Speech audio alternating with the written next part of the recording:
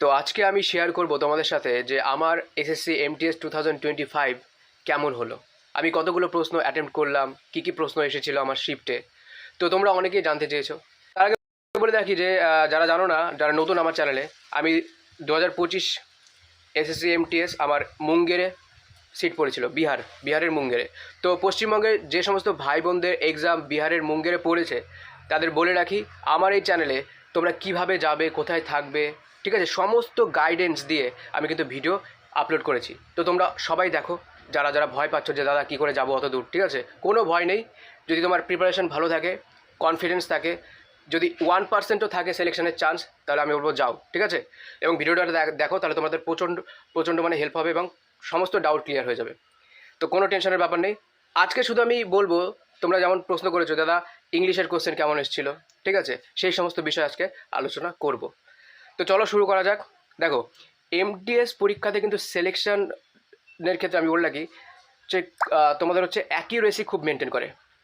কারণ এখানে তোমাদের হচ্ছে কিন্তু নেগেটিভ মার্কিং 1 রয়েছে, একটা প্রশ্নের মান 3, তোমরা সবাই জানো, ঠিক আছে। তো এটাতে ফার্স্ট সেশনে কী ছিল? ফার্স্ট সেশনে ছিল আমাদের ম্যাথ আর রিজনিং ছিল, ঠিক আছে, ম্যাথ আর রিজনিং। তো এটাতে 20 নম্বরের মানে 20টা প্রশ্ন ছিল, 60, আর এটাতেও 20টা প্রশ্ন ছিল, 3 20 60। তো টোটাল 120 নম্বরের তোমার ফার্স্ট সেশনের এক্সাম ছিল, ঠিক আছে। কিন্তু এবার মজার বিষয়, এই ফার্স্ট সেশনেরও মার্কস কিন্তু তোমার সিলেকশন দেবে না তোমাকে। এই সম্পূর্ণ সিলেকশন বেস্ট করছে সেকেন্ড সেশনের ওপরে, অর্থাৎ যেই সেশনটা হচ্ছে তোমার জিকে আর ইংলিশের ওপর নির্ভর করে, ঠিক আছে। এই সেকেন্ড সেশনের ওপরে তোমার এই সিলেকশন নির্ভর করছে। তো এর জন্য কিন্তু তোমাকে 45 মিনিট টাইম দেওয়া হবে, ঠিক আছে। এবং জিকের প্রশ্ন থাকবে 25টা, প্রশ্নের মান 3।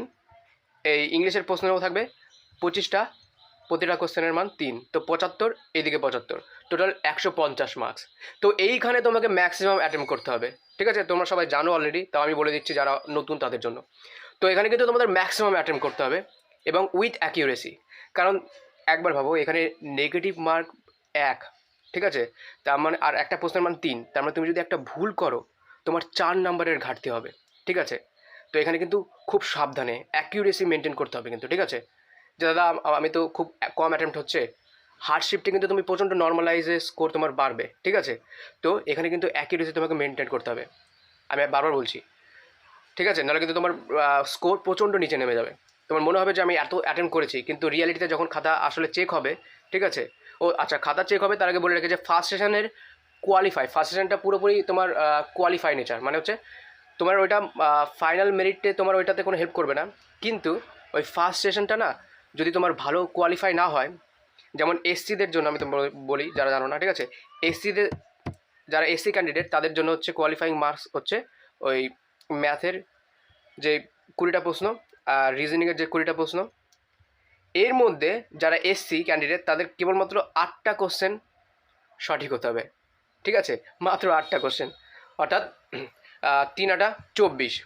তার মানে তোমাদের 24 স্কোর করতে হবে, তাহলে তোমাদের কোয়ালিফাই হয়ে যাবে। এবং তারপরেই তোমার একমাত্র সেশন যে সেকেন্ড রয়েছে, যেটার উপরে ফাইনাল তোমার সিলেকশন হবে, অর্থাৎ জিকে আর ইংলিশ, সেইটা কিন্তু চেক হবে।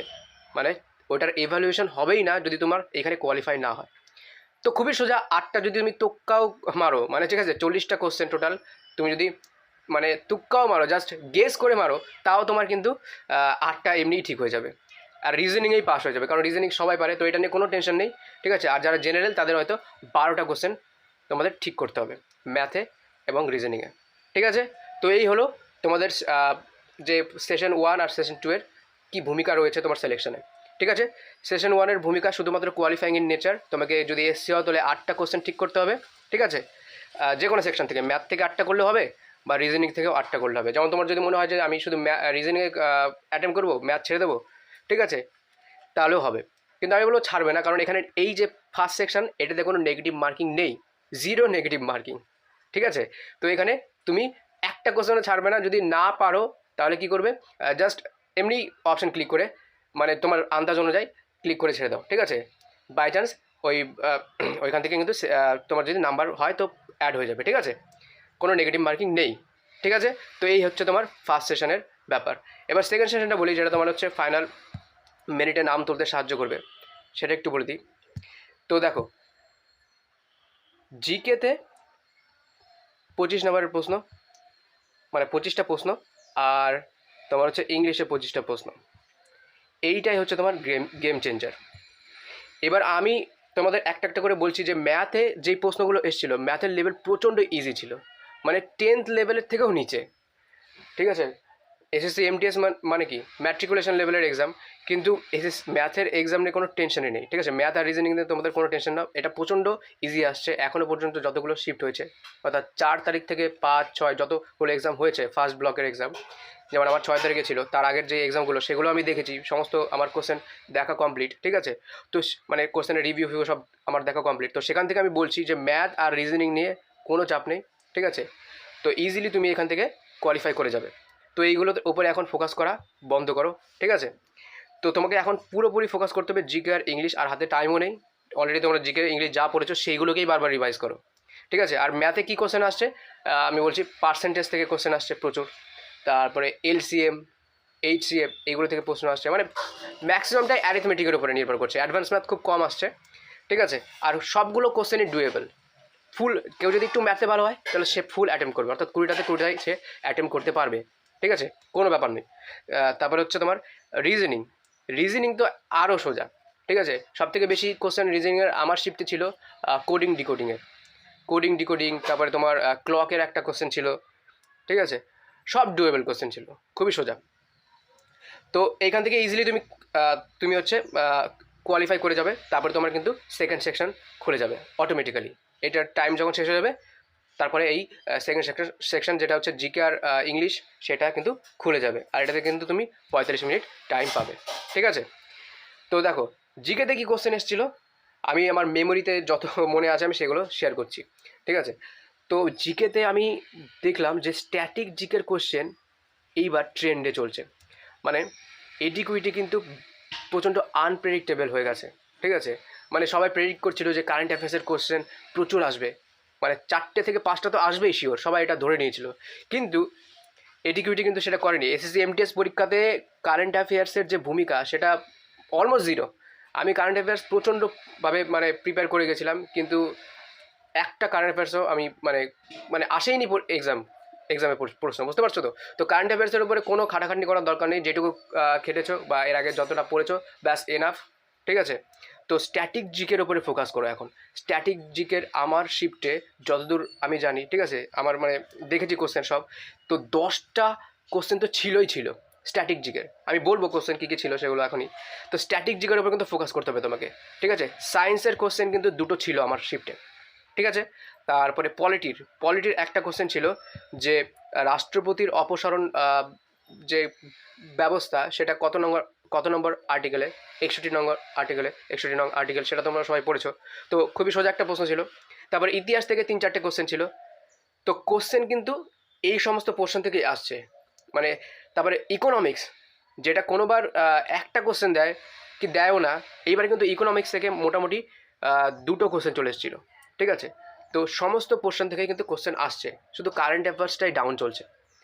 তো এটা একটু দেখবে, আমি কোশ্চেনগুলো একটু বলে দিই। জিকে আমার যতদূর মনে পড়ছে, জিকেতে যেমন দেখো একটা কোশ্চেন আমার মনে পড়ছে, জিকেতে হিস্ট্রিতে তোমার মহাত্মা গান্ধীর ওপরে কোশ্চেন এসেছিল, যে মহাত্মা গান্ধী 1932 সালে কোন আন্দোলনটাকে পুনরায় চালু করে, ঠিক আছে।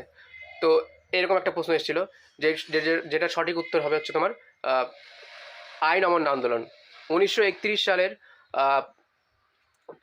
সালে যে তোমার গোলটেবিল বৈঠকটা হয়েছিল, সেইটার ব্যর্থ হওয়ার পরে মহাত্মা গান্ধী কিন্তু আবার হচ্ছে তোমার আইন অমান্য আন্দোলনটাকে শুরু করেছিল 1932 সালে। তো এই প্রশ্নটা এসেছিল ইতিহাস থেকে, মডার্ন হিস্ট্রি থেকে। তারপরে তোমার নেক্সট কোশ্চেন এসেছিল, যেটা আমার মনে পড়ছে, হ্যাঁ, ওএনজিসি থেকে একটা কোশ্চেন এসেছিল। ওএনজিসি বলেছিল যে ওএনজিসি কবে প্রতিষ্ঠা হয়। ওএনজিসি তোমরা সবাই জানো একটা Maharatna company, oil and natural gas corporation of India, এটার ফুল ফর্ম। তো এইটা কবে প্রতিষ্ঠিত হয়েছিল, এটা কিন্তু স্ট্যাটিক জিকের কোশ্চেন। মহারত্ন, নবরত্ন, যে বিশেষত মানে ইকোনমিক্সের কোশ্চেন, তো সেইখান থেকে কিন্তু কোশ্চেনটা এসেছিলো। তো এটা হচ্ছে 1956 সাল, ঠিক আছে। তারপরে তোমার খেলা থেকে, হ্যাঁ, স্পোর্টস থেকে কিন্তু দুটো কোশ্চেন ছিল আমার শিফটে। আর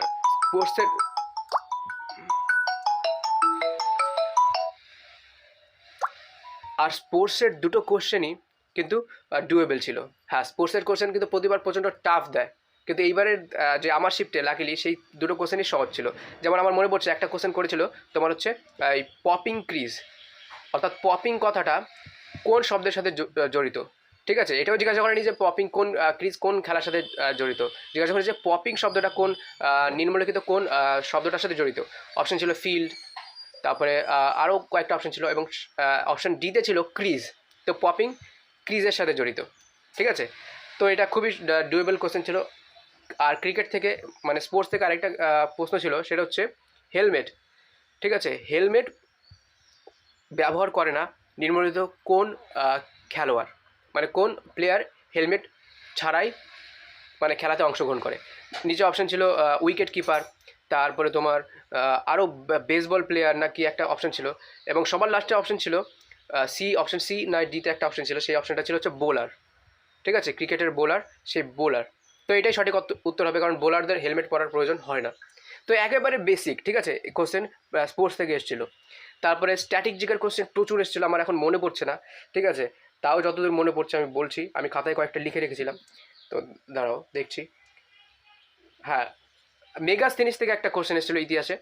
মেগাস্থিনিস জিজ্ঞাসা করেনি যে তোমরা সবাই জানো যে ইন্ডিকা গ্রন্থের রচয়িতা মেগাস্থিনিস। তো এটা এটা আসতে পারে তোমাদের শিফটের যে কোনো সময়, তো এটা ধ্যান রাখবে। ঠিক আছে, মেগাস্থিনিস থেকে যে কোশ্চেনটা এসেছিলো সেটা হচ্ছে তোমার, হ্যাঁ, মেগাস্থিনিসকে কে ভারতে পাঠায়। ঠিক আছে, তো তোমরা সবাই জানো, যারা পড়েছো, এটা তো একবারে সহজ কোশ্চেন, যে মেগাস্থিনিসকে কে ভারতে পাঠিয়েছিল? সেলুকাস নিকেটার, গ্রিক রাজা সেলুকাস নিকেটার মেগাস্থিনিসকে চন্দ্রগুপ্ত মৌর্যের সবাই কিন্তু পাঠিয়েছিল। ঠিক আছে, তো এই কোশ্চেনটা এসেছিলো। তারপরে নেক্সট যে কোশ্চেনটা এসেছিলো স্ট্যাটিক জিকের থেকে একটা কোশ্চেন এসেছিলো মহামস্তকাভিষেকা। ঠিক আছে, মহামস্তকাভিষেকা, এই এই যে ফেস্টিভ্যালটা, এই ফেস্টিভ্যালটা কোন রাজ্যে অনুষ্ঠিত হয়? এই কোশ্চেনটা ছিল স্ট্যাটিক জিকের কোশ্চেন। তো এই কোশ্চেনটার উত্তর হবে কর্ণাটক। ঠিক আছে, কর্ণাটকে এই ফেস্টিভ্যালটা আয়োজিত হয়, এবং এই ফেস্টিভ্যালটা জৈন ধর্মের যে উপাসক রয়েছে তাদের সাথে সম্পর্কিত। ঠিক আছে, স্ট্যাটিক জিকেতে কর্ণাটকে একটা ফেস্টিভ্যাল যে এই ফেস্টিভ্যালটা দেখতে পাচ্ছ মহামস্তকাভিষেকা, এটা হচ্ছে জৈন ধর্মের সাথে রিলেটেড, এবং গোমেতেশ্বর বাহুবলী নামে একটা দেবতা রয়েছে। ঠিক আছে, জৈন ধর্মের বিশাল বড় মূর্তি, তো সেই মূর্তির পূজা হয়। ঠিক আছে, বাহুবলী, গোমেতেশ্বর বাহুবলী সেই দেবতার নাম, জৈন ধর্মের সাথে সম্পর্কিত। তো সেই রিলেটেড একটা কোশ্চেন এসেছিলো, এবং সেটা হচ্ছে তোমার মহামস্তকাভিষেকা ফেস্টিভ্যাল কোথায় হয়? এটা কর্ণাটকে। এই কোশ্চেনটা এসেছিলো। তারপরে তোমার একটা খুবই বেসিক কোশ্চেন এসেছিলো, যেটা হচ্ছে স্টিল ছাড়া মানে স্টিলের পরে পৃথিবীতে সেকেন্ড কোন ধাতুটা সর্বোপরি ব্যবহার করা হয়, মানে সর্বাধিক ব্যবহার করা হয় স্টিলের পরে? তো অপশানে ছিল কী কী যেন অপশানে ছিল, আমার মনে পড়ছে না এখন। ঠিক আছে, তো সঠিক অপশান যেটা হবে সেটা হচ্ছে অ্যালুমিনিয়াম। তো এইটা হচ্ছে সঠিক উত্তর। এছাড়াও কোশ্চেন এসেছিলো একটা পেরিয়ডিক টেবিল থেকে কোশ্চেন এসেছিলো, যে মেন্ডেলিফের যে পেরিয়ডিক টেবিল সেটা কোন নিম্নলিখিত কোন জিনিসটার উপরে নির্ভর করে বানানো হয়েছে? ঠিক আছে, অপশানে ছিল কেমিক্যাল প্রপার্টিস, যেটা সঠিক উত্তর হবে। তারপরে তোমার কোশ্চেন ছিল লাহোরে যে শালিমার বাগ, সেই শালিমার বাগটা কে তৈরি করে? ঠিক আছে, লাহোরে জিজ্ঞাসা করেছিল। তো লাহোরের শালিমার বাগ শাহজাহান তৈরি করেছে, তো সঠিক উত্তর শাহজাহান হবে। ঠিক আছে, শাহজাহান। তো এই কোশ্চেনটা ছিল। তারপরে তোমার বায়োলজি থেকে একটা কোশ্চেন ছিল, সেটা হচ্ছে অক্সিজেন সমন্বিত রক্ত, অক্সিজেন সমন্বিত ব্লাড হৃৎপিণ্ডের কোথায় গিয়ে জমা হয়? ঠিক আছে, তো তোমরা এটা তো জানোই যে খুবই বেসিক কোশ্চেন। অক্সিজেনের মানে হচ্ছে লেফট আর্টারি কি জানো, মানে লেফট আট্রিয়াম। ঠিক আছে, মানে অলিন্দ, বাম অলিন্দতে গিয়ে তোমার এটা জমা হয়। ঠিক আছে, অক্সিজেনেটেড ব্লাড পালমোনারি ভেনের মাধ্যমে তোমার ফুসফুস থেকে ডাইরেক্ট কিন্তু লেফট আট্রিয়াম থেকে মানে বাম অলিন্দতে গিয়ে এই অক্সিজেনেটেড ব্লাড জড়ো হয়, এই কোশ্চেনটা এসেছিল। তো এই তো তারপরে লাক্ষাদ্বীপ, একটা কোশ্চেন এসেছিল লাক্ষাদ্বীপ। লাক্ষাদ্বীপ এটা কোন মহাসাগরে অবস্থিত, এই কোশ্চেনটা এসেছিল। তো তোমরা সবাই জানো লাক্ষাদ্বীপ ভারতের সাউথে, কেরালার সোজাসুজি একবারে আরবিয়ান সিতে, মানে আরব সাগরে অবস্থিত। তো এই কোশ্চেনটা এসেছিল, ঠিক আছে। তো এই তো মোটামুটি ডুয়েবল কোশ্চেন ছিল এই শিফটে ভালোই, এবং ম্যাক্সিমাম যে অন্যান্য যে পরীক্ষা আমার আগে যে শিফটগুলো হয়েছিল সেইগুলোতেও সেম মানে স্ট্যাটিক জিকের উপরে কিন্তু নির্ভর করেই কোশ্চেনগুলো বেশি বানানো হয়েছিল, অর্থাৎ 10 থেকে 12টা কোশ্চেন কিন্তু স্ট্যাটিক জিকেরই ছিল, ঠিক আছে। তারপরে আরেকটা কোশ্চেন মনে পড়লো হঠাৎ, ঠিক আছে, ইকোনমিক্স থেকে আরেকটা কোশ্চেন করেছিল। ইকোনমিক্স থেকে কিন্তু ভালো কোশ্চেন এসছে এবার, মানে এর আগে যখন টিসিএস এক্সাম কন্ডাক্ট করতো তখন কিন্তু একটা বা দুটো কোনো শিফটে তো দিতই না, কিন্তু এইবার কিন্তু ইকোনমিক্সের কোশ্চেন ভালো এসেছিলো। যেমন ইকোনমিক্সের আরেকটা কোশ্চেন এসেছিলো, সেটা হচ্ছে তোমার হ্যাঁ কৃষিজাত পণ্যের ওপর নির্ভর করে গড়ে ওঠা, কৃষিজাত পণ্যের ওপর নির্ভর করে গড়ে ওঠা সেক্টর, ঠিক আছে, অর্থনীতি ব্যবস্থার কোন স্তরে পড়ে, এবং সেই স্তরটি হলো নিম্নলিখিত কোনটি? অপশন ছিল ম্যানুফ্যাকচারিং, তারপরে সার্ভিস, এবং আরও অন্যান্য কয়েকটা অপশন ছিল। তো সঠিক উত্তর হবে ম্যানুফ্যাকচারিং, ঠিক আছে। এটা কিন্তু সেকেন্ড সেক্টর অর্থনীতির, যেটা হচ্ছে কৃষিজাত পণ্যের ওপরে নির্ভর করে তৈরি হয়। তো এই অপশনটা সঠিক হবে। তো এই তো তোমার হচ্ছে তোমার জিকেতে যত প্রশ্ন ছিল সমস্ত বলে দিলাম প্রায়। তো এই সমস্ত প্রশ্নগুলি এসেছিল। ও হ্যাঁ, আরেকটা অটোবায়োগ্রাফি এসেছিল, সেটা হচ্ছে the greatest my own story, ঠিক আছে। এই গ্রন্থটা কার আত্মজীবনী? ঠিক আছে, মোহাম্মদ আলী, বিখ্যাত বক্সার মোহাম্মদ আলীর অটোবায়োগ্রাফি। যারা স্ট্র্যাটেজিকে পড়েছো এবং অটোবায়োগ্রাফি যারা পড়েছো তারা জানো যে এই কোশ্চেনটা কতটা মানে সহজ, ঠিক আছে। এটা কিন্তু স্ট্র্যাটেজিকের কোশ্চেন। তো এইরকম কোশ্চেনগুলোই এসেছিলো।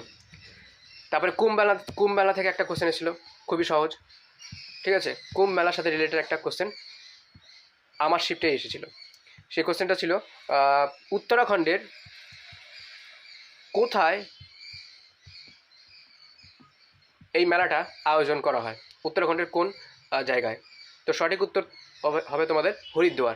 অপশানে ছিল কিন্তু হরিদ্বার, উজ্জয়ন ছিল, আরও কয়েকটা অপশন ছিল। তো সঠিক উত্তর হবে হরিদ্বার, ঠিক আছে। তো দেখতেই পাচ্ছ যে স্ট্যাটিক জিকের ওয়েটেজ সব থেকে বেশি ছিল। আর পলিটির কোশ্চেনটা তো বললামই যে পলিটিতে আর্টিকেল 61 এসেছিল, রাষ্ট্রপতির অপসারণ ব্যবস্থা কত নম্বর আর্টিকেলে আলোচনা করা হয়েছে, সেটা হচ্ছে 61 নং আর্টিকেল।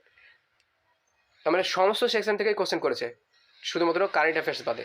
কারেন্ট অ্যাফেয়ার্সটার ওয়েটেজ সত্যি এবার খুবই কম ছিল, যেটা সবাই আশা করছিল যে কারেন্ট অ্যাফেয়ার্সের প্রচুর কোশ্চেন আসবে, কিন্তু সেরকম কোনো কোশ্চেন আসেনি এবার। তাই কারেন্ট অ্যাফেয়ার্সের উপরে তোমাদের বলবো যে কারেন্ট অ্যাফেয়ার্স যতটুকু পড়েছো ব্যাস ওইটুকুই রিভাইজ দাও, নতুন করে কিছু পড়তে যেও না। যে কারেন্ট অ্যাফেয়ার্সের হাইপটা খুব বেশি ছিল, কিন্তু সেই অনুযায়ী জিরো কোশ্চেন এসছে, ঠিক আছে। আমি এই দিক থেকে খুবই ডিসঅ্যাপয়েন্টেড। তো এবার আমরা ইংলিশের কোশ্চেনটা বলে দিই। দেখো, ইংলিশে তেমন করে আলোচনা করার কিছুই নেই। ইংলিশে আমার শিফটে যেমন কোশ্চেন এসেছিলো, এর আগের শিফটেও সেই একই রকম প্রায় কোশ্চেন এসেছিলো, অর্থাৎ প্রত্যেকটা সেক্টর থেকে ইংলিশে কোশ্চেন আসছে। সিনোনিম সমর্থক শব্দ, antonym, OWS one word substitution, তারপরে ইডিয়াম, প্রত্যেকটা সেকশন থেকে কিন্তু কোশ্চেন এসেছিলো। এবং এরর, তারপরে প্যাসেজ, ঠিক আছে। আমি দেখলাম প্যাসেজ যেটা হচ্ছে লাস্টের দিকে দেয়, আমি যত মক টেস্ট দিয়েছি এবং আগের পরীক্ষাগুলোতে প্যাসেজগুলো কিন্তু লাস্টে থাকতো, ঠিক আছে। ওই তোমার মোটামুটি 21 নম্বর কোশ্চেন থেকে 25 নম্বর কোশ্চেন পর্যন্ত প্যাসেজ থাকতো, কিন্তু এইবার কী করছে, প্যাসেজটা না 3 নাম্বার কি 4 নম্বর কোশ্চেনের পরেই প্যাসেজটা দিয়ে দিচ্ছে, ঠিক আছে, পরপর 5টা। তো প্যাসেজ তোমাদের আসবে পরীক্ষায়, প্রথম দিকেই থাকবে প্যাসেজ, ঠিক আছে। তো এইটা হচ্ছে এডিকুয়েটিভ প্যাটার্নের নতুন একটা চেঞ্জ দেখলাম। আরেকটা দেখলাম যে স্পেলিং খুব দিচ্ছে, স্পেলিং আর কনফিউজিং স্পেলিং প্রচণ্ড দিচ্ছে। আমার যে শিফট সেটাতে কিন্তু 3টে স্পেলিং ছিল, ঠিক আছে। এত স্পেলিং কিন্তু এর আগে টিসিএসের যে এক্সাম হচ্ছিল সেটা কিন্তু এত স্পেলিং কোনো দিন দেয়নি। ঠিক আছে, যেমন আমার এক্সামে ছিল, আমার মনে পড়লো যে জুবিলেন্ট, এই এই স্পেলিংটা দিয়েছিল জুবিলেন্ট। ঠিক আছে, এখানে এ ছিল, আরেকটা অপশানে ছিল জুবিলেন্ট, ARE, আরও 3-4টে অপশান ছিল যেখানে ডবল এল করে দিয়েছিল। তো সঠিক উত্তর হবে এই যে JUBILANT। তো এরকম কনফিউজিং কোয়েশ্চেন কিন্তু স্পেলিংয়ের দিয়েছিল। অনেকে স্পেলিংটা পড়তে চায় না বা স্পেলিংটা ভাবে যে পারবো, এটা স্কিপ করে দেয়, কিন্তু এবার কিন্তু স্পেলিং স্কিপ করলে হবে না, স্পেলিং তোমাকে পড়তেই হবে। যারা যারা এখনও স্পেলিং দেখোনি তারা অবশ্যই কিন্তু ব্ল্যাক বুক বা তোমাদের কাছে যেই মানে বই থাকুক না কেন, যেই রিসোর্সই থাকুক না কেন, সেটা থেকে কিন্তু স্পেলিংটা একটু দেখে যাও। ঠিক আছে, তো স্পেলিংয়ের কোশ্চেন কিন্তু মিনিমাম 2টো তো থাকবেই তোমার শিফটে, এটা গ্যারান্টি দিয়ে আমি বলছি। ঠিক আছে, 2টো তুমি দেখতেই পাবে। তো এই হচ্ছে মোটামুটি আমার শিফটের এক্সাম। তো খুব শীঘ্রই আমি প্রত্যেকটা টপিক থেকে আলাদা আলাদা করে ভিডিও তোমাদের জন্য বানিয়ে দেবো। ঠিক আছে, যে স্পেলিংয়ের জন্য এবং ফ্রেজাল ভার্ব, গ্রুপ ভার্ব, তারপরে অ্যাপ্রোপ্রিয়েট প্রিপোজিশন। একটা কথা বলতে ভুলে গেছি যে অ্যাপ্রোপ্রিয়েট প্রিপোজিশন কিন্তু প্রচুর আসছে। ঠিক আছে, সেইখান থেকে কিন্তু তোমাকে করতে হবে। অ্যাপ্রোপ্রিয়েট প্রিপোজিশন বলতে যেমন মনে করো দিয়ে দিল, আমাদের এখানে যেমন ছিল, আমার শিফটে যেমন ছিল, একটা এসেছিলো, সেটা হচ্ছে, এক সেকেন্ড, রিজর্টেড পরে কি হবে? টু, ফর, অন, নাকি ইন? তো যারা জানো না, ঠিক আছে, অ্যাপ্রোপ্রিয়েট মানে প্রিপোজিশন যারা পড়োইনি তাদের জন্য কিন্তু এটা প্রচণ্ড কনফিউজিং এবং টাফ হয়ে যাবে। তো এখানে কিন্তু সঠিক উত্তর 2 হবে।